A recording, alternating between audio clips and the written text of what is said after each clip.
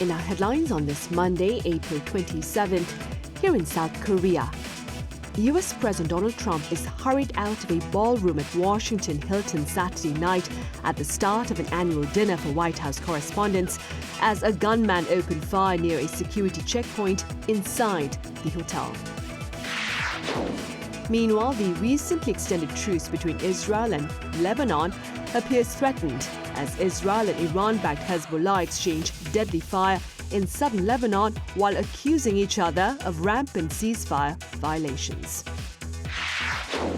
Here on the local front, starting today, those eligible can sign up for the government's financial assistance of between 100,000 won and 600,000 won, aimed at easing the burden of soaring fuel prices.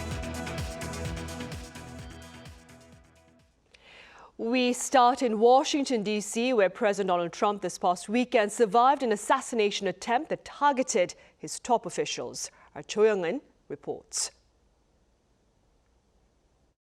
According to U.S. officials cited by the Associated Press, the suspect sent a manifesto to family members about 10 minutes before the shooting.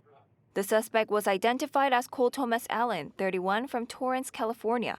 The New York Post published what it said was the suspect's manifesto, in which he referred to himself as a friendly federal assassin. He said it was his duty to attack Trump administration officials. The document outlined his rules of engagement, included a list of targets ranked by priority, with Trump administration's officials at the top while detailing grievances against the administration. Speaking in a phone interview with Fox News, U.S. President Donald Trump said the suspect had written an anti-Christian manifesto and described him as someone with a lot of hatred in his heart. And the guy is a sick guy. When you read his manifesto, he hates Christians. That's one thing for sure. He hates Christians, a hatred. And I think his sister or his brother actually was complaining about it. According to investigators, Allen traveled by train from California to Chicago before heading to Washington and checked into the hotel several days before the event. Federal agents arrested Allen after he breached security at the Washington Hilton with a shotgun, handgun, and multiple knives, and fired at Secret Service agent, hitting the agent's bulletproof vest. Secret Service agents and police have since interviewed Allen's sister, who told investigators that her brother had legally purchased multiple firearms from a gun store in California and stored them at their parents' home without their knowledge. Yeah, I mean, it's textbook lone wolf. Like I said, once we get into the ability to analyze his digital footprint, I think we're going to see that there were signs there. The suspect is expected to appear in federal court on Monday on at least 2 charges of assaulting a federal officer and using a firearm during a violent crime. Cho Young-in, Arirang News. In other news, while direct discussions between delegates from the U.S. and Iran did not take place over the weekend in Pakistan, efforts to ease tensions continue behind the scenes. Our Pak Konu has the latest. There were no further negotiations in Islamabad over the weekend, raising concerns that the conflict could last longer than expected. This comes after Pakistan's Deputy Prime Minister and Foreign Minister Muhammad Ishaq Dar posted on X that traffic restrictions around the key negotiating site, Islamabad Serena Hotel, and the Red Zone had been lifted as of Sunday after around a week. Dar thanked the people of Pakistan for helping ensure the safety of the guests and advance efforts for the region's peace, while saying Pakistan remains committed to such objectives. However, indirect communications behind the scenes are reportedly continuing. According to a U.S. official and 2 sources familiar with the matter speaking to Axios on Monday, Iran has proposed reopening the Strait of Hormuz and ending the war first, while postponing discussions on nuclear negotiations. It added that Iranian leaders are currently divided over which nuclear concessions to put on the table. The White House has reportedly received the proposal, but has yet to issue an official response. In an interview on Sunday, U.S. President Donald Trump said talks with Iran could continue if Tehran is willing, but suggested they could take place by a call, saying there's no point in sending delegations to travel for hours to meet. Trump also said he wants to maintain the naval blockade that's choking off Iran's oil exports, expressing hope that sustained pressure will force Tehran to concede in the coming weeks. Trump backed it up, saying that if Iran cannot continue exporting its vast oil supply through shipping routes, mounting internal pressure could push its oil infrastructure to a breaking point within days. Meanwhile, Trump is scheduled to meet with his top national security and foreign policy team on Monday to discuss the stalemated negotiations and possible next steps. With indirect efforts of negotiations continuing, attention is now on when the two sides might formally resume direct negotiations. 박건우, Arirang News. Also in the Middle East, the recently extended ceasefire between Israel and Lebanon appears to have collapsed as Israel and Hezbollah exchanged deadly fire this past weekend. Our Ian Jin has more. Sunday was another day of intense attacks across the Israel-Lebanon border. Lebanon's Ministry of Health said Israeli strikes on the country on Sunday killed 14 people, including 2 children and 2 women, and injured 37.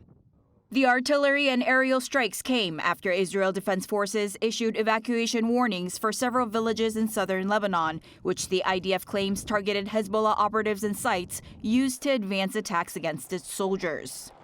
Hezbollah also launched a suicide drone attack Sunday, targeting Israeli troops stationed in southern Lebanon, which the Israeli military said killed a 19-year-old IDF soldier and wounded 6 others. Separately, Hezbollah launched drones towards northern Israel. According to the IDF, all 3 drones were intercepted over the western Galilee area before crossing the border. Hezbollah has maintained limited military exchange with Israel since the start of a ceasefire on April 16th, which was extended by 3 weeks last Thursday. But the militant group argues that the very presence of Israeli ground troops in southern Lebanon constitutes a violation of the agreement. According to Reuters, hostilities between Israel and Hezbollah have been significantly reduced since the ceasefire. However, with continued attacks and both sides blaming the other for violating terms, the ceasefire has effectively collapsed. This comes as an end-of-war agreement between the U.S. and Iran becomes increasingly uncertain, while Israel continues to express its intent to intensify attacks on Hezbollah assets within Lebanon. 이은진, Arirang News. Here in South Korea, President Lee Jae-myung says Seoul will take proactive steps to restore cross-border trust and to promote peace on the Korean peninsula. In a message to mark the 8th anniversary of the Panmunjom Declaration on this Monday, he reaffirmed his administration's principles against acts of hostility, including unification through absorption. The declaration, signed in 2018 by then-President Moon Jae-in and North Korea's Kim Jong-un, includes pledges of denuclearization and a formal end to the Korean War.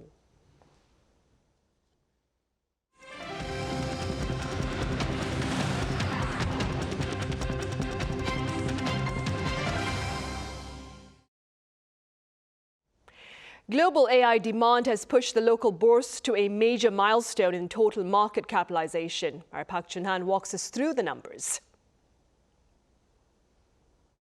The total market cap of Korean stock markets for the first time surpassed 6,000 trillion won, or around $4.08 trillion. On Monday, the Kospi closed at 6,615 points, its highest ever close, pushing the combined market cap to 6,104.7 trillion won. The Kospi accounted for 5,421.55 trillion won, the tech-heavy Kosdaq contributed 679.54 trillion won, and the small and medium-sized enterprise Konex market accounted for 3.59 trillion won. There has been an overall remarkable upward trend over the last year, with some major drops and rebounds.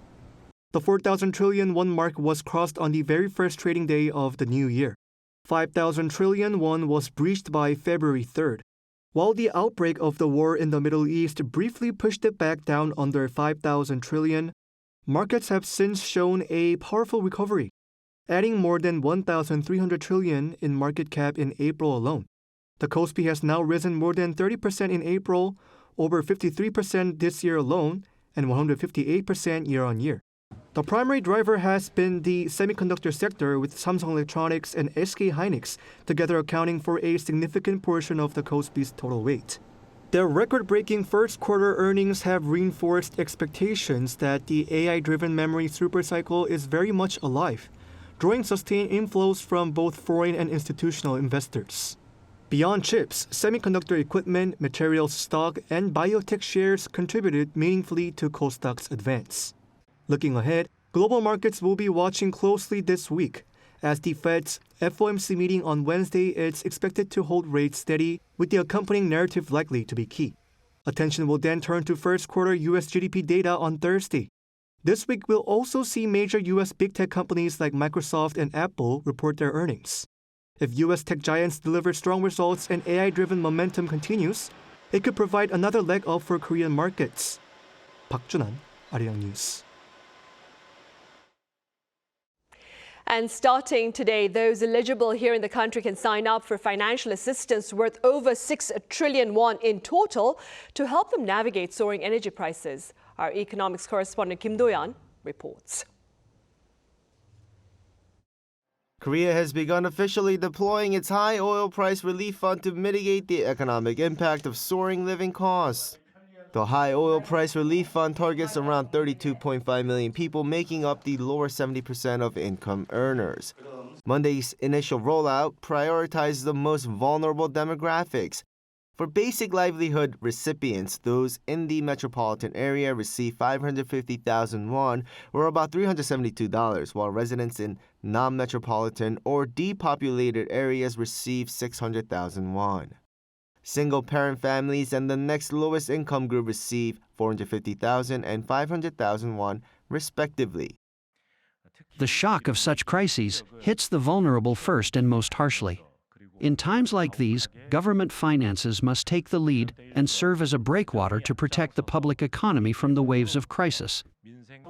Others who are eligible will receive their payouts during the second phase, scheduled from May 18th to July 3rd. Payments range from 100,000 won, or roughly $68 for those in the metropolitan area, to up to 250,000 won, or $169, depending on region. Funds distributed via credit cards, check cards, or prepaid cards can be used the following day, while gift certificates picked up in person can be used immediately. To stimulate the local economy, usage of the relief funds is strictly limited. Recipients must spend the money within their registered residential city or county. Spending is also restricted to small businesses with annual sales under 3 billion won, or approximately $2 million, excluding entertainment and gambling establishments. All distributed funds must be used by August 31st. As for foreigners, those registered at the same address as a South Korean national, as well as permanent residents, marriage migrants, and recognized refugees are eligible, provided they are enrolled in the National Health Insurance or Medical Aid programs. Kim Do-yeon, Arirang News. And now, for a gauge of the public response to this latest government effort aimed at easing the burden of the economic fallout of the Middle East unrest, our Kim Jun-ho was out on the streets of Seoul earlier in the day. Do take a listen. The government's so-called high oil price relief funds come at a critical time. It's especially helpful for the initial group of recipients, which includes vulnerable people, many of them elderly. I came to the community center to receive the payment. Prices are just too high these days, so it really helps, especially for daily expenses like groceries. It will cut my spending by almost half. I receive basic welfare support regularly, but even with that, I have to be very careful with my spending. But with this additional payment, I can afford to visit the hospital and buy an extra side dish. It really helps with daily life. Across the nearby shopping area, stores have started putting up stickers one by one, showing they accept the support payments. The latest cash assistance can only be used at small businesses with annual sales below $2 million. Here at this traditional market, merchants are already hoping for more customers from the first day. Since the Middle East war began, the number of customers at my store has dropped by about 20 to 30% as people are holding back on spending. But once they receive this money, they may be more willing to spend again. There was a time before when the government provided support payments, and it really helped. I'm hoping this will bring in more customers and help me run my business just like last time. In past economic downturns, such as during the COVID-19 pandemic, the government provided financial support, often with a focus on the more vulnerable. The latest relief package follows a similar pattern. Efforts to provide stronger support for vulnerable groups are generally welcomed. They could also help lift spending, even if only modestly, among those facing temporary difficulties. With uncertainty still surrounding the Middle East conflict, Attention is now on whether the support can help revive frozen consumer spending. Kim Jun-ong, Arirang News.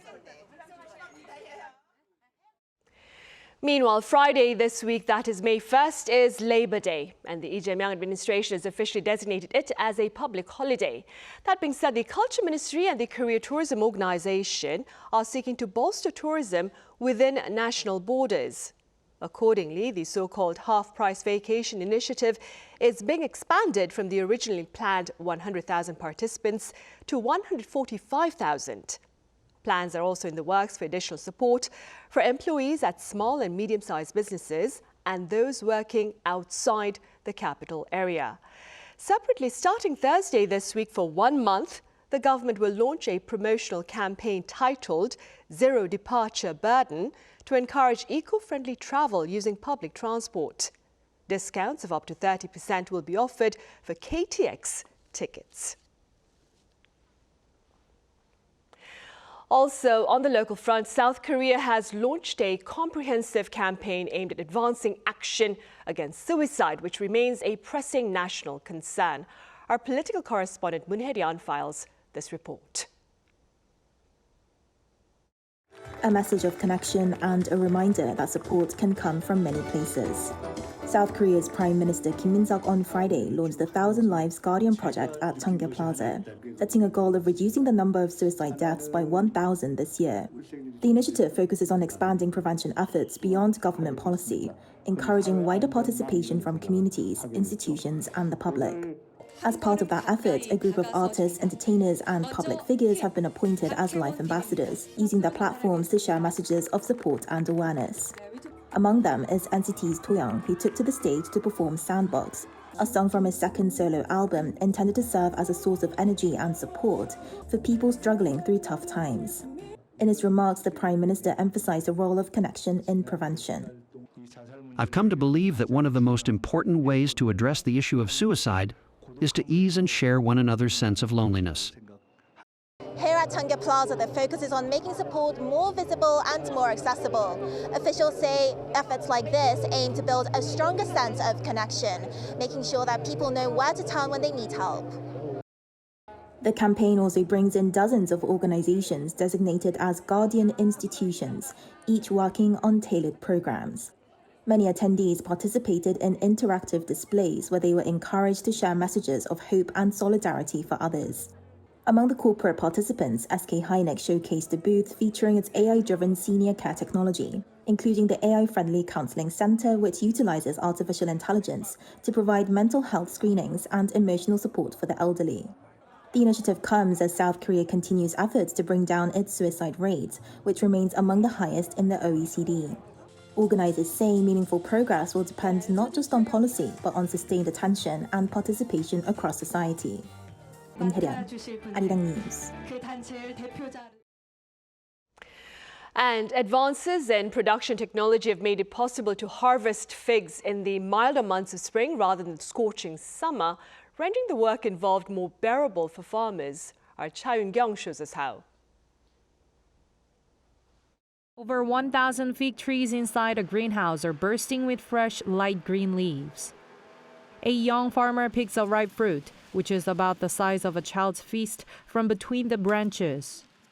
While figs are typically harvested in midsummer, the introduction of harvest expansion techniques has made it possible to pick fresh fruit as early as spring. By cultivating figs year-round rather than just in summer, I believe we can create a great synergy.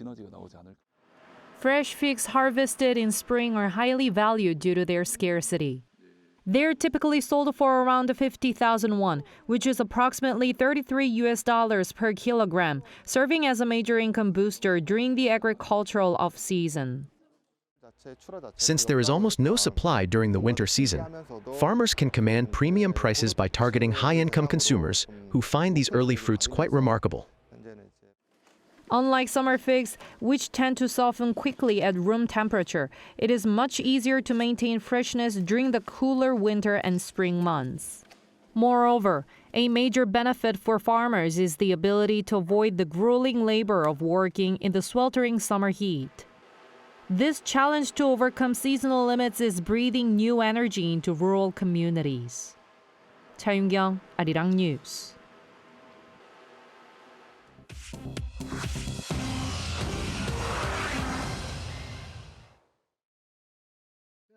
This is The World Now, bringing you everything you need to know from around the globe. Mali's Defense Minister Sadio Kamara was killed on Saturday when militants attacked his residence near the main army base outside Bamako. The al-Qaeda-linked group Jainim, working alongside a Tuareg rebel faction, hit multiple locations, including near the capital's airport and cities further north, including Mopti, Sevare, and Gao. The militants also claim to have captured the strategic city of Kidal, where Mali's military said operations were still underway. Russian mercenaries supporting the government were reported wounded. The attacks represent a significant setback for the government's Russia-backed security strategy. In the U.S., Kevin Warsh's path to leading the Federal Reserve cleared on Sunday after Republican Senator Thom Tillis said he would no longer block the confirmation. This follows the Justice Department's decision on Friday to drop its criminal probe into current Fed Chair Jerome Powell. With Tillis on board, Senate Republicans now have the votes to advance Warsh's nomination. Jerome Powell's term ends on May 15th, leaving the Senate just weeks to confirm his replacement. Kenya's Sabastian Sawe made history on Sunday at the London Marathon, becoming the first person to run an official marathon in under 2 hours. Sawe finished the race in 1 hour, 59 minutes and 30 seconds. He broke the world record set by the late Kelvin Kiptum in 2023. Second-place finisher Yomif Kijelka of Ethiopia also finished under 2 hours, making it the most remarkable men's marathon podium ever. In the women's race, Ethiopia's Tigst Assefa broke her own world record, winning in 2 hours, 15 minutes, and 41 seconds. Chu Ji-han, Arirang News.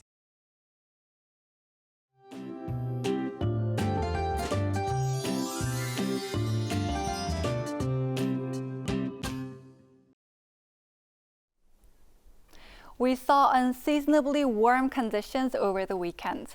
Temperatures were running nearly a month ahead of schedule. But with rain moving in, that early summer heat has faded. In Seoul, tomorrow's high will be around 4 degrees lower than today. So keep that in mind before heading out. Rain will start moving into central regions tonight, helping to ease the dry conditions. Inland and mountainous areas of Gangwon-do province could see up to 20 millimeters, while Seoul and the capital area will get around 10. At times, the rain may come with gusty winds and lightning, so please take care. Tomorrow, Seoul will start the day at 11 degrees Celsius, Chuncheon at 10 degrees, Daegu at 13 degrees. Then by the afternoon, Seoul will get up to 18 degrees, Daejeon at 19 degrees, Busan at 22 degrees. The rain will clear at different times, early morning in the Chungcheong-do provinces, into the afternoon around the capital area, and by evening in Gangwon-do province. After that, we're looking at clearer skies and pretty typical spring weather for this time of year.